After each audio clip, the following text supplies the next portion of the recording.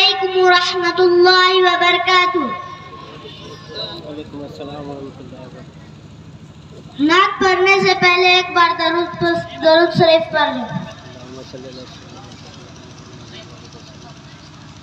فضل خدا سے صاحب ذیشان ہو گیا, فضل خدا سے صاحب ذیشان ہو گیا, جو خوش نصیب حافظ قرآن ہو گیا. وہ والدین حشر کے دن ہوں گے تاجدار, جن کا دلارا حافظ قرآن ہو گیا.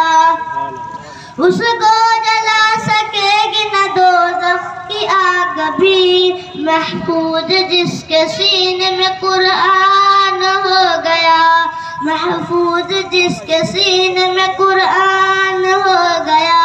10 ایسے آدمیوں کو جنت دلائے گا, دوزخ میں جانے کا دن کو اعلان ہو گیا.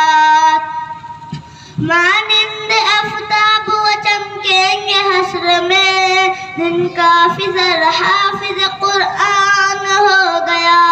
حفظ قرآن پاک کی برکت نہ پوچھئے, انسان جس کے فیض سے ذیشان ہو گیا.